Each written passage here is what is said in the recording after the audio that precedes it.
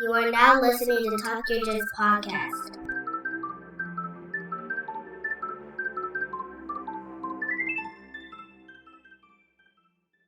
Hello and welcome to the Talk Your Jits podcast. This podcast is, as the name implies, all about Jiu-Jitsu. I'm your host, Lamar Smith.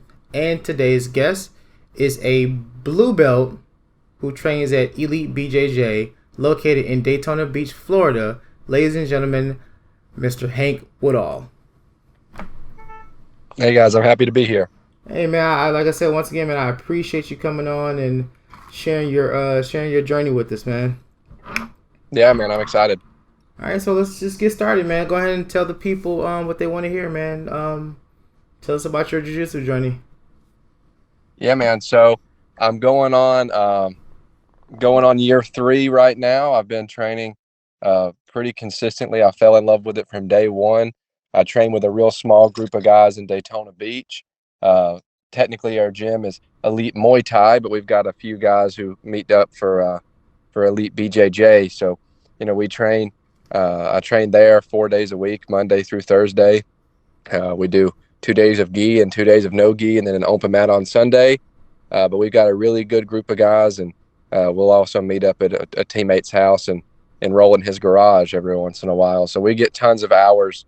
And like I said, it's just a really good group of guys. We roll really hard. We focus on competition.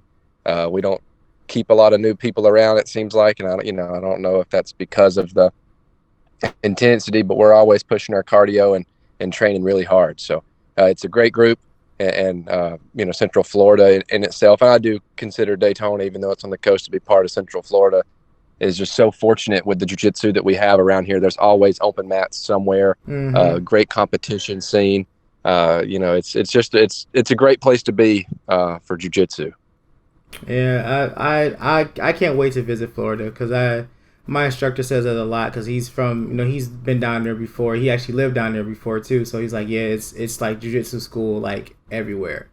So I'm like, yeah, they are, man.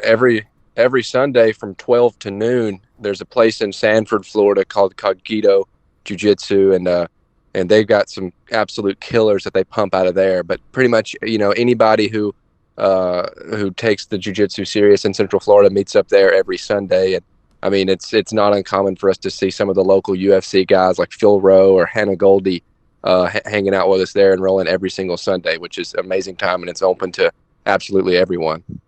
Nice. So, do you compete as well?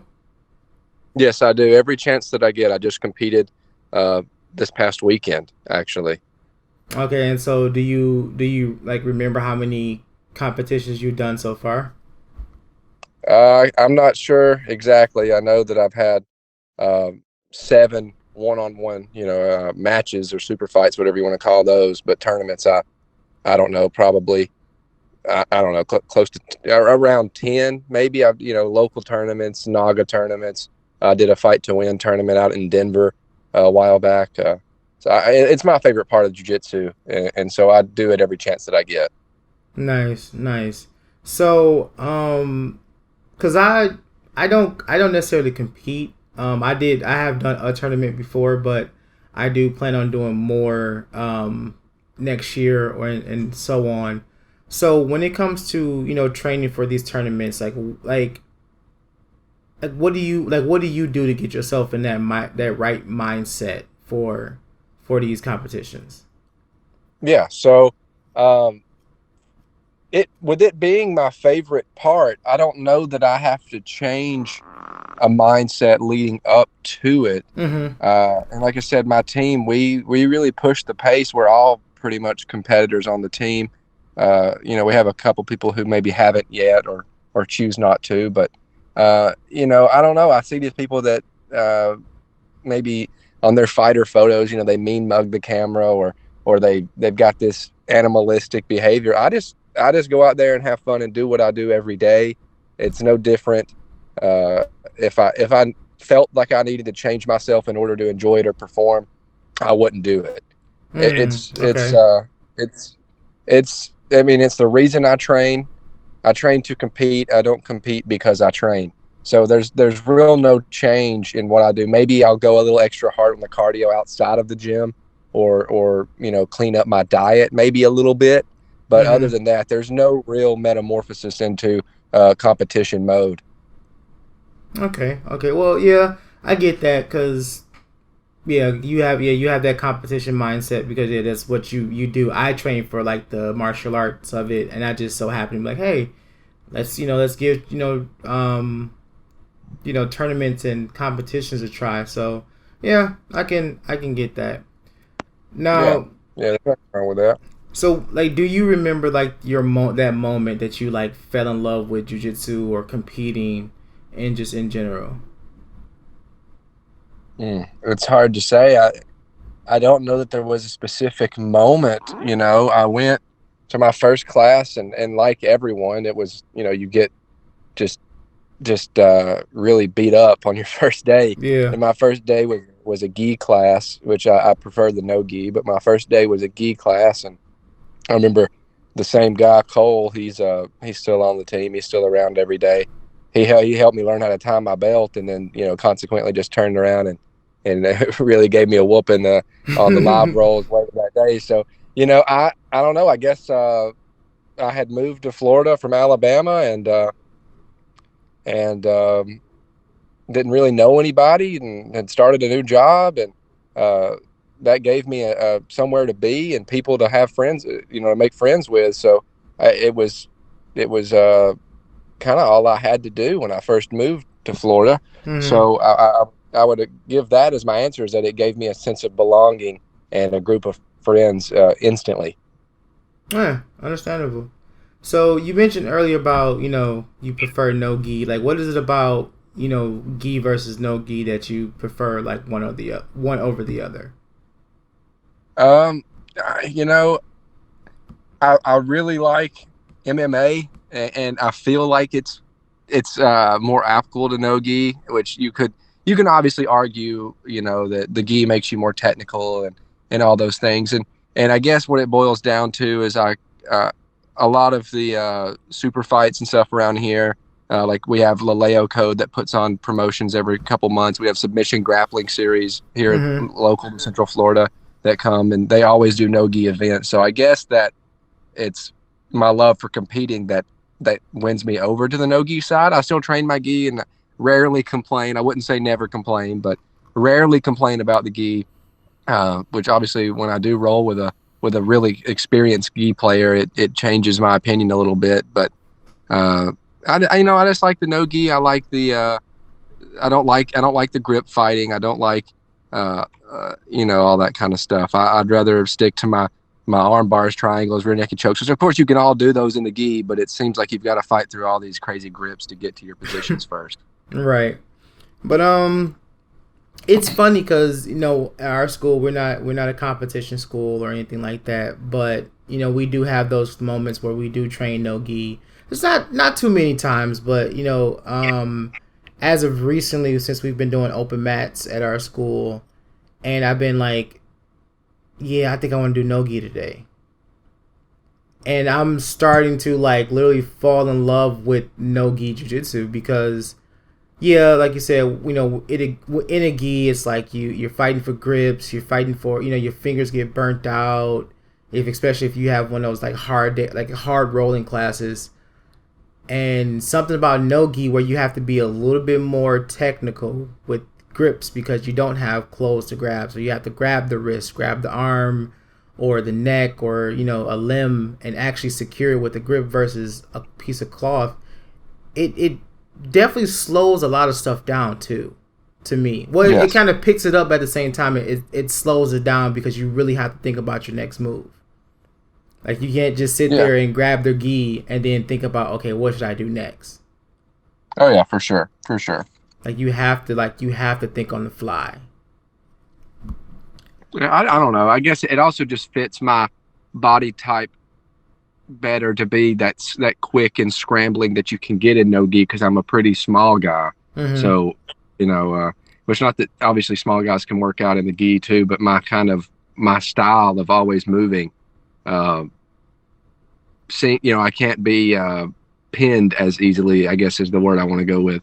uh, without somebody grabbing my grips. Because if a heavier opponent gets me in side control, I feel like I can squirm my way out of that being smaller easier than I can break a really good gi player's grips.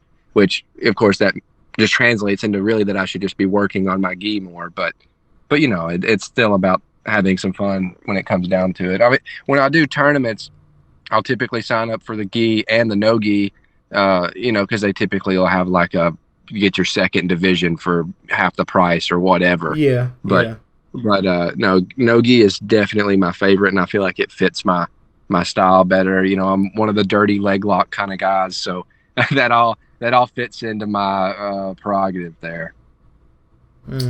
Nice. So, so how do you feel like jujitsu has like helped you in your personal, helped you in your personal life? Yeah, so like I mentioned, I'm not a very big guy, and you hear a lot of stories about people that have these amazing weight loss transformations, Mm-hmm. which is excellent. It's great. But when I started jujitsu, I was under 120 pounds. I was tiny, right? I'm like 5'7", but when you're I'm a 22-year-old guy, so uh, your sense of manliness or pride or whatever a lot of times is tied up into like your physical strength and your physical abilities, Mm-hmm. and jiu-jitsu gave me a sense of confidence about myself that I didn't have, because you can imagine if you're a 120-pound guy, there's not a lot. You might get kind of picked on in high school or college, not in like a traditional bullying sense, but you hear like, oh, go eat a burger 100 times a day. But Mm-hmm. my weight transformation, I went from under 120 pounds to 158 was the most I ever saw myself on the scale. And of course, I could keep eating and keep shoveling food in my face and everything if I wanted to get a little bigger. But being 5'7", that 160-ish pound area is what I feel like fits the best for me. Mm-hmm. And obviously, it's not all jujitsu. Obviously, jujitsu is going to make you burn calories, but because I wanted to be good at competing, and I wanted to, beat the people I'm training with, even in the live roles. And obviously, if you're 120 pounds, 99.9% of your training partners are going to be bigger than you. Yeah. So, although the jujitsu specifically didn't make me heavier, it certainly my desire to win made me think better about my meal prep and make me more motivated to get into the actual gym and lift weights and put on some mass. So I would not have found that motivation for the eating, for the meal prep, for the protein shakes, for the hitting the gym after the jiu-jitsu sessions, if it wouldn't have been for jiu-jitsu in the first place, giving me a reason to want to do that. Definitely. And it's funny because I feel that same way, but I'm kind of like on the opposite side. Like I've always been a big guy, and since I've been training, I've dropped a considerable amount of weight.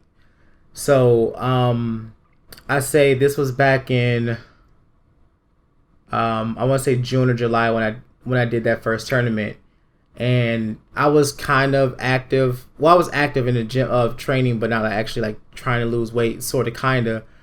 But my weight, I was like 247, I believe, like 247, 250, and I lost a little bit of weight prior to this tournament, but I still came in under super heavy. No, was it? No, it was ultra. It was ultra heavy, Okay. and like doing this tournament, it was just like me. It was just me and one other guy, and I mean, I got manhandled. Like he was big. He was a big, tall guy. He was like 6'3". I'm like 5'9" ish, and he was just solid muscle. And just to think, like, man, if this is what I have to deal with as a big guy, this is gonna be stressful trying to do tournaments because you have a lot of weight coming down on you. Not just your weight, but you got another 200-300 pound guy, falling on top of you. And the downside of it, once you're like super heavy, it's like 240 and up. Oh yeah. So it's just like, oh man, you don't know who you about to walk on the mats with. But yeah, so I made that, I made that solid commitment. Like, if I'm ever going to compete again, I'm never going to compete that heavy. So, me being down to like 217 now, and rolling more, and I feel like a completely different person than I was, training back then. But like, yeah, I'll probably try to get down to like 200, maybe 210, and I feel like a lot more comfortable, like competing a little bit more heavier than I've ever been. Oh yeah, yeah. I mean, it's amazing what, obviously, getting into a weight that is ideal for your body is obviously good for your athletic abilities, but the things it does for you mentally and Yeah, personally is amazing as well. because it's like that nagging feeling you get, especially when you're trying to incorporate whatever it is with jujitsu. You're trying to incorporate that with everything else. It nags at you because like you get this strange feeling like, man, I am letting jujitsu down. Because for example, I've with this podcast, and I was like, I've always wanted to start one, but because everyone was starting a podcast, but like I wanted to be like different. So I was like, I'm just trying to think of different ideas to do, but I landed on jujitsu, and I'm like, all right, I'll do a jiu-jitsu podcast. But as soon as I put that together, it was nagging at me the whole entire time. Like, hey, it's jiu-jitsu time. You said you're going to do a jiu-jitsu podcast. Let's get this jiu-jitsu podcast going. And it would not stop bothering me until I got it done. And now, I'm getting a chance to meet a lot of cool people who does jiu-jitsu, hearing a lot of amazing stories, and just seeing how it impact people, man. It's been pretty cool, man. Pretty cool. It sounds like it. I mean, I've often thought about what I could do to extend my jujitsu into my personal life, and I don't think I'm tech savvy enough to do uh, a podcast of any sort. But obviously competing helps that out. But a lot of my spare time is used watching YouTube clips of old matches, or I've got all the Flow Grappling Pro subscriptions and all that kind of stuff. So but yeah, it is nice to have all these other journeys that jujitsu will take you. Definitely.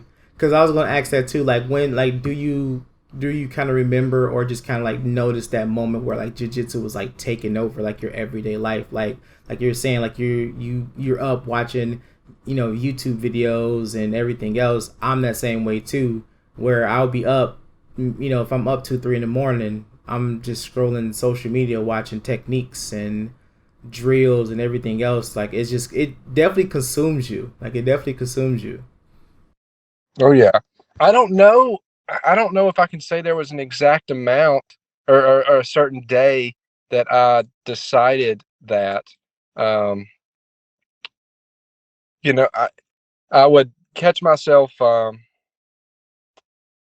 would catch myself at work even. That's kind of sad, but I'd catch myself at work. I was working at a. I won't say. I guess I won't say the name of the gym, but I was working at not a jujitsu gym, but at a physical training, gym.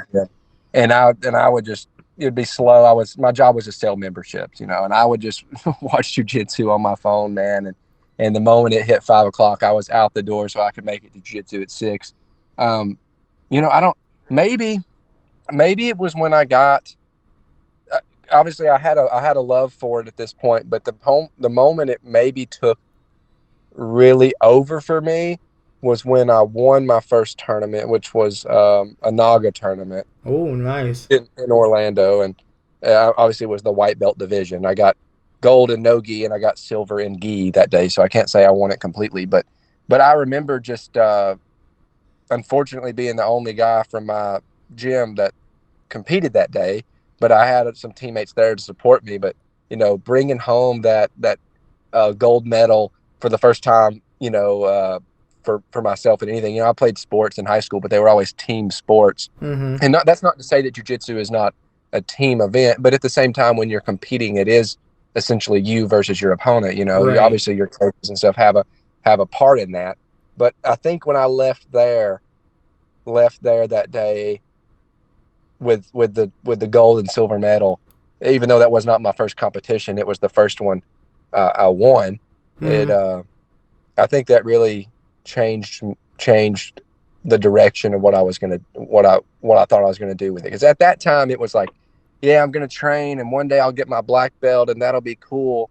But now it's like I have to train. I have to get my black belt. I want to open a gym one day. I want to give this gift that has been given to me back to people in my town, because I'm from Northeast Alabama. Like I said, I train in Daytona Beach, but I'm from just absolute rural Alabama that there's not really any jiu-jitsu unless you get over to Huntsville, Alabama, is going to be the closest city to myself, where I'm from, that has it. Like there's a 10th Planet over there and like some other places, or 10th Planet Decatur. But I would love to not only just, I don't want to just have my black belt and then start coaching. I want to build a resume of competition wins at the highest levels that then say, not only can I train you, but this is why you should train with me, is because I have these medals on the wall, these belts on the wall. It was because it has changed my life inside out completely. And I want to give that back to at least another person that maybe is in a position like I was before I started. And dude, I'm smiling from ear to ear from hearing you say that, because I wish I would have found that spark that you have for teaching and training and want to open your own school. Like I've always danced around the idea of like opening my own school and everything else, because me being a brown belt in the next 2 years I'll be black, or hopefully be tested for my black belt. And I always think about that too, like, dang, what's going to be next? Because once you hit black belt, obviously that's when jiu-jitsu really starts. And yes, that's what I've heard. Yeah, it really starts at that moment. And I was thought about that, like, I teach I'm assistant instructor at my my school I train at, but I think about like I take on privates, I teach classes, I'll be driving down the street and I'll see like a building. I might just stop in and just kind of like look at it, like, oh man, I can envision this being a school, mats here, this here, that here, and whatnot. So like I share that same passion, man. Like I would love to like eventually open my own school one day, and that's why I was like, well, you know what? Yeah, I need to kind of prove that I know this stuff. I need to prove that I can do this. I was like, yeah, I should start doing tournaments. Like I need to start competing to kind of really put myself out there and really test my merit when it comes to jiu-jitsu. Yeah, I mean, it's obviously if you're a colored belt in jiu-jitsu, you can prove to someone that you know what you're doing if you can convince them to come roll with you, right?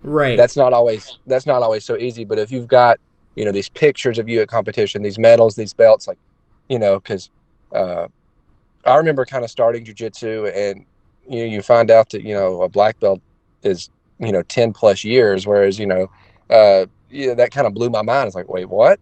Like it like that. This is that serious, mm-hmm. And then because you have all these.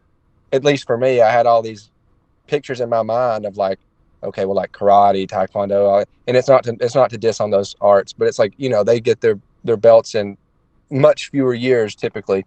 Yeah. So I found that out, and then it's like, okay, well, it's my first day here, and I'm like, what's this blue belt? What is this guy all about? I should be not that far behind him. And then, day one, you just get absolutely crushed. You can't move. It's like, okay, so this is serious. Right. So, obviously you can convince somebody if you can get them to go hands on, but you can't always do that. So there's got to be other ways to come across to a group of people that, hey, this is for real. This is serious. If you are serious about getting into a sport, or appreciating the history of the sport, or if you're just wanting to do it for a hobby or self-defense or what, like, this is the real deal and you should come try it out. And I feel like that is a lot easier done, or at least more efficient, if you have like a resume behind you of, I won this in the year 2015, and then 2017 I went to Worlds, and then I did not do that, just to be clear, but I was gonna say, oh really? no, not at all. Like, but if you had that on the wall right there behind you, metaphorically speaking, like that would be a lot, to me, more convincing. Yeah, yeah. And I don't know. I guess people do need to see that because it's really difficult trying to explain jujitsu to someone who doesn't know jujitsu.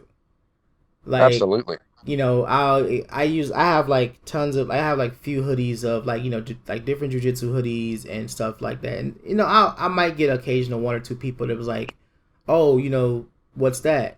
And it's like, oh, it's Right. a martial art, and it's like, oh, like karate, like no, and it's Yeah. like, oh, like what No. is it like? I'm like, um, I was like, damn, how can I'm like I always sit here like, how can I explain this to someone? Like, how can I explain jujitsu to somebody? And I'm like, well, And it's hard. yeah, it's very hard. And I'm like, I don't want to sound like sadistic, but I'd be like, it's like, joint manipulation, strangulations, and blah blah blah blah blah. Or I'll joke around like, okay, I'm teaching you how to fold people in their clothes, like. Right. As like I don't know exactly how to explain it, and it's not one of those things where I can just like pull up a video and show because they're just gonna see two people just rolling around on the ground. And it's like, well, Yep. this is jujitsu, and it's like, no, I don't know about that. Absolutely. It is kind of a hard sport to watch if you're Mm-hmm. not invested in it.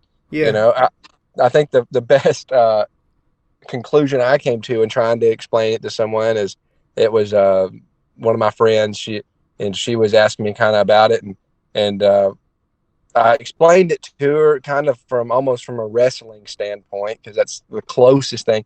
And she ended up coming to the conclusion that, as she called it, wrestling in cursive. And so that's I kind of like that. that's what I've started to use from that point forward. Which obviously it's not like wrestling, but when I get that question, I try to explain it as well. It's like wrestling, but instead of trying to pin your opponent, you're trying to essentially make them give up. You're trying to put them in some sort of joint manipulation or some sort of strangulation that will cause the fight to be over rather Mm-hmm. than to pin their shoulders on the mat. And that typically gets the point somewhat across, but there's no way to really explain it because it's so nuanced and it's just so intricate, right? You watch it as an outsider and you see people playing footsie, right? But you get immersed into it and then you understand that well, he's got inside position, he's got socket, he's got all these different control. It doesn't look so simple anymore or so basic, right? And that's where it does begin to get interesting. Yeah. And I remember one moment, me and a few of the guys that we train with, we had went to Twin Peaks, a little bar restaurant, and Yeah. I'm trying to remember. I don't remember who was on the card, but we were watching it, and all of us obviously we all train, and we're like calling out stuff like, "Hey, don't do that, don't do this, fix that, fix this." And then there's like this guy that was on the like at the other table. He was getting frustrated because it was, they were ground fighting, but we were like hype, and he's like kept looking back trying to figure out like what these guys so excited about. This shit is boring. Yeah. So, after the fight or something, I stood up and he was saying like, he's like, man, this was a waste. I was like, no, this was a good fight. Yeah. And he's like, no, they was on the ground rolling around all day. I was like, that's jujitsu. And we are kind of like talking about it, and he was like, oh, so you must know that stuff. I was like, yeah, I'm a purple belt. That guy's right there is a purple belt. That guy's a brown belt. That guy's a blue belt. And like this whole table was like full of people who do jiu-jitsu, and everybody they was like, wow. They were like so amazed because they was like, y'all don't look like jiu-jitsu practice. Y'all don't look like y'all know how to fight. I was like, and that's the beauty of jiu-jitsu. Like, if you think of martial arts, they typically people think like big, bulky, strong, muscle-bound, superhero-looking guys. But in jiu-jitsu, Eric, it's all shapes and sizes. Yeah. From Yeah. like the There's strongest kid to you get muscle-bound guys, but it's typically smaller people. Yeah, and all body types have their own sets of strengths, right? Like there's obvious advantages to being a bigger guy, but there's also advantages to being a smaller guy, So it really is an interesting sport in that sense. Definitely is. Um, let's see. What else? I mean, if you have any questions for me, you can, you're free to ask. I'm just trying to think of what else to really ask. Oh, I do know to ask. So going back to like you competing, like, do you remember like that feeling you got at your first competition? Yeah. So, being at a gym that focuses heavily on competition, I just dove right into it. I did my first tournament 3 months into training. You can go ahead and guess how that went. Not very good, you Right, know, 3 months in, but you barely learn how to move. yeah, not very good. Um, not at all. Not at all good. But it was just a small local tournament. I did it. And I loved every second of it, even though it was terrible. Um, but that first competition, I got to see some teammates win. I got to feel that real intensity of someone actually trying to submit you. Because obviously, yeah, you want to submit your training partners in the gym, but there's a level of intensity you just don't take it to, right? Yeah. So feeling that for the first time was like a second eye opener almost of like this person's actually trying to hurt me and I'm trying to hurt him. Obviously I don't want to really really hurt my opponent in a even in a match, but it that was a moment for me that has stuck with me forever from that first competition. And so your first competition to compared to your first time, you said you won one. Like, was that your second tournament that you did when you won gold and silver? No, I believe I did one in between there, and I got like a bronze medal that day on that second tournament. But the Naga tournament was, I think, my third, and it was also the biggest. The two local tournaments I had done prior were, it's like a 5-man bracket kind of thing, 4 or 5-man bracket. Yeah. Whereas Naga, it was their biggest event post COVID at the time. I don't know if they've had a bigger one since then, but especially in that white belt division, at I think I was about 145 pounds then. You Mm-hmm. had a lot of we had a lot of competitors. I think my no gi was like 11 people in the bracket. So, and then I did gi pretty much right after that. So that was a good time. And like I said, I ended up being able to put on a really good show.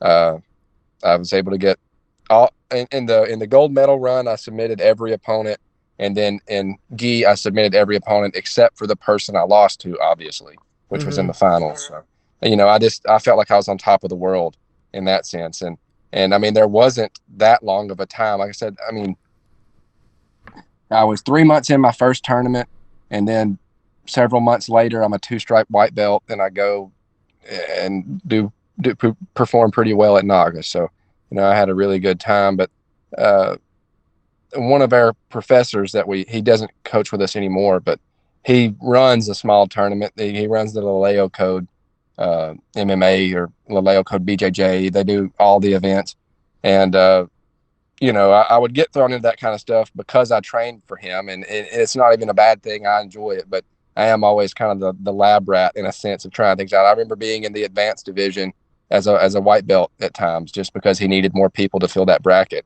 and Mm-hmm. nobody's keeping count of what you win and lose in a tournament. Nobody's keeping count, so it's never bothered me to go out there and be a white belt in the advanced division or move up 2 weight classes. Just this past weekend, I was grappling at 20 pounds heavier than my walk around weight. And it didn't work out in my favor in that match, but it's like, whatever. It doesn't matter because at the end of the day, I'm going out there and I'm doing what I love. I'm putting my game on and doing the best I can. Nobody's keeping score. Nobody's keeping count. It's whatever. Yeah. And I don't know. I don't. Maybe you can answer this too because you are a competitor. But even like in in class and you're rolling with people that you roll with every single day, it's just something about like, yeah, you get tapped. Like your ego never shows unless you come in with the ego. But it's like you get tapped. It's kind of like a all right, all right, let's do this again. Yeah. No, I mean, to me, there's no shame in it. And I think if you're going to make it you can keep an ego for a little while, but either if you're going to make it far in jiu-jitsu, you either are not going to have an ego or jiu-jitsu is going to take that ego from you. Because if you hold on to it for dear life and you will not give it up, there's just no way, because jiu-jitsu is so humbling.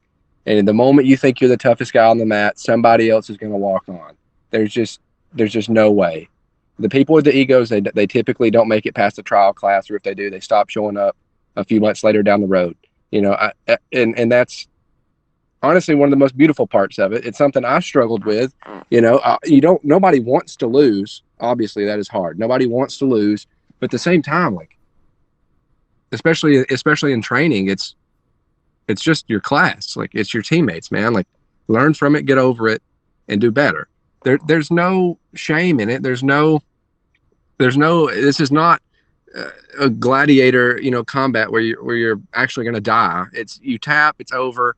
And if you're training, you go again. If it's an actual match, obviously you're out of the tournament, or you've lost your super fight or whatever, but who cares? You're out there doing things with like-minded people, with people that you love. That's another thing I can't wrap my mind around, is the people, especially in jiu-jitsu, because it's a relatively tight-knit community, especially here in Central Florida. It's a relatively small community, in the grand scheme of things.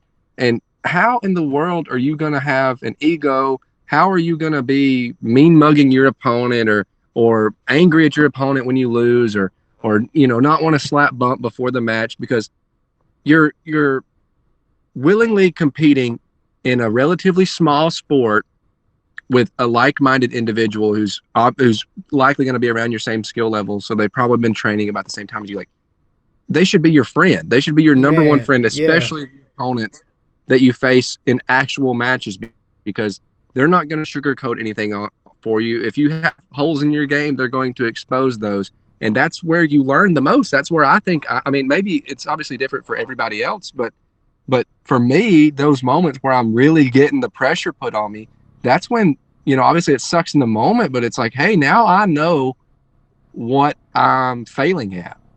And there's no shame in that. I don't want to get up and not shake hands or not hug or after the match. Like, it's just part of it, and it's making you better. Yeah. And like, for example, the guy that I did the tournament against, because it was literally just me and him, and I hate that I didn't get his information. I probably can find it somehow, but like, I'm sorry if you can hear this this plane flying by, but Yes, sir. yeah. So like, we rolled.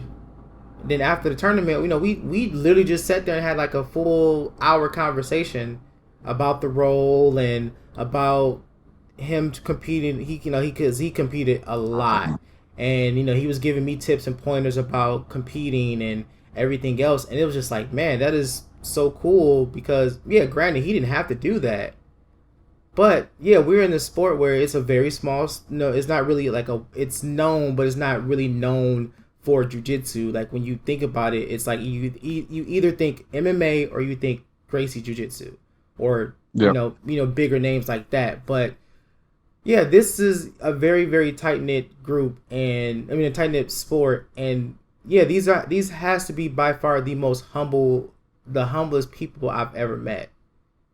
Like, you make instant friends, instant family, just because you two guys share this sport. And it's utterly amazing to me because of that.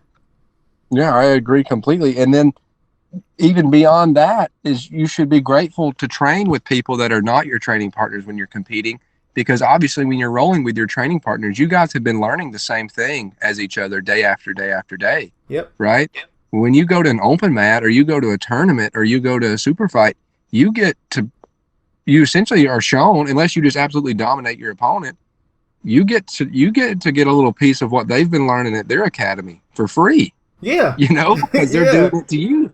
And that is just the best part. I mean, you should come out of every competition or every training session or every open mat a little bit better than you left. And the only reason I can think of that you wouldn't come out a little bit better than you left is if you let your ego stop you from accepting it.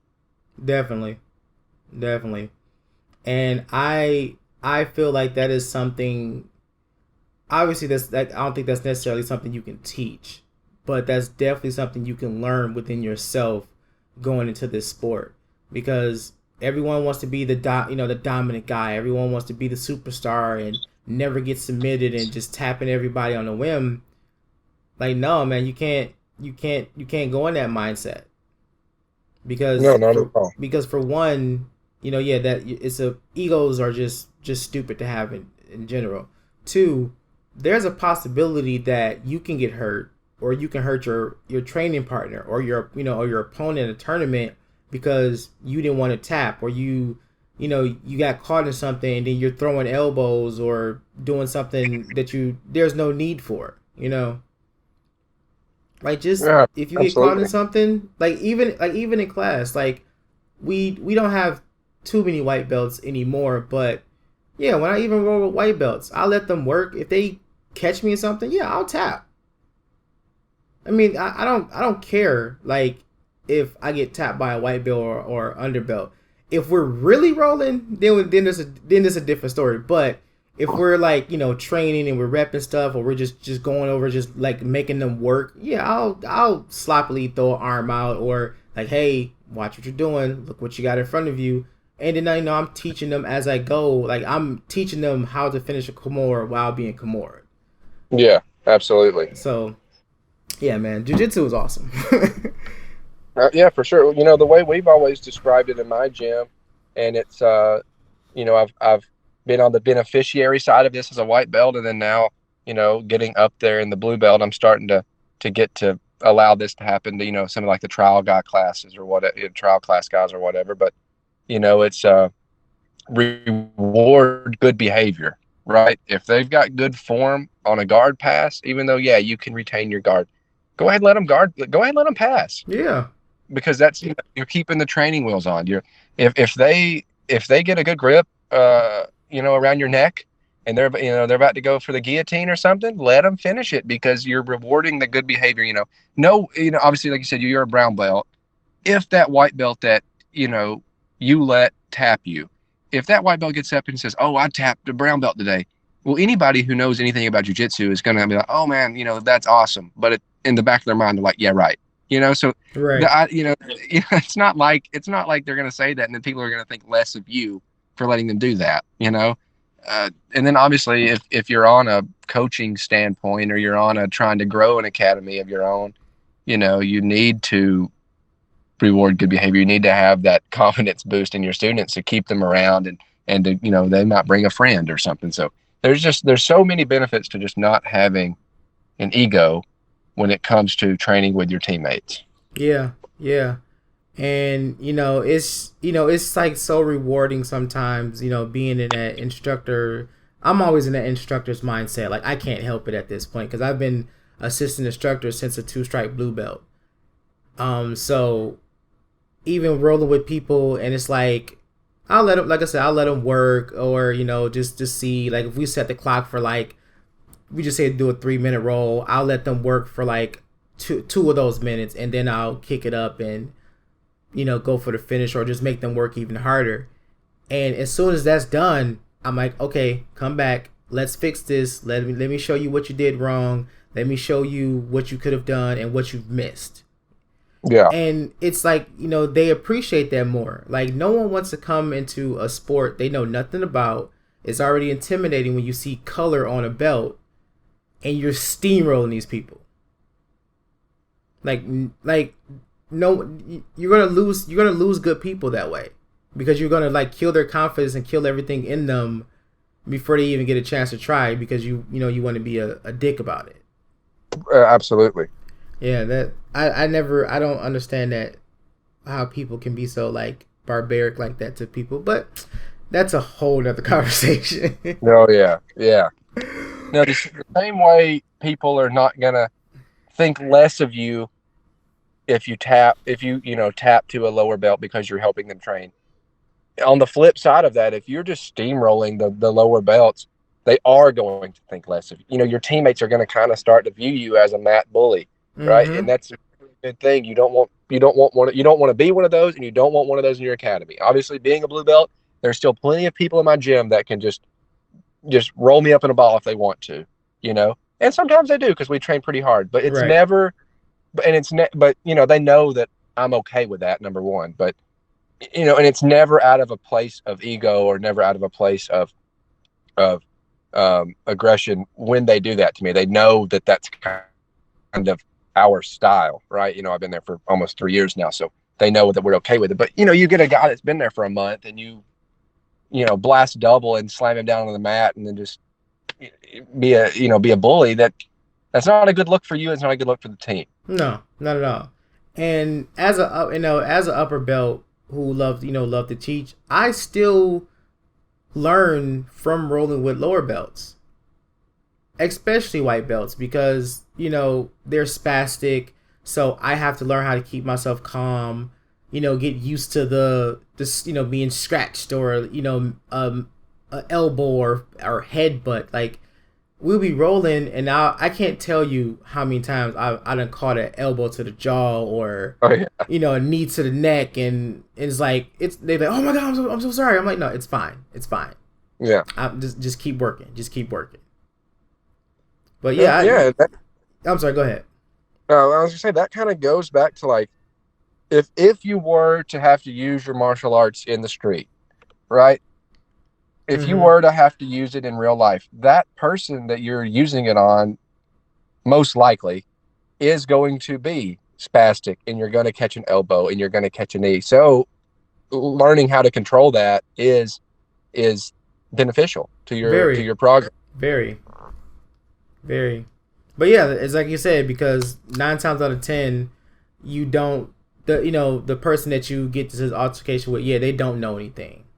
So it's like, okay, if I have to fight this guy, I know what to expect, because he's going to be flailing every single limb he has. He's going to be rolling and grabbing fingers and trying to grab my shirt. I was gonna say rash guard, but my shirt. And like, you just kind of have to be able to handle that.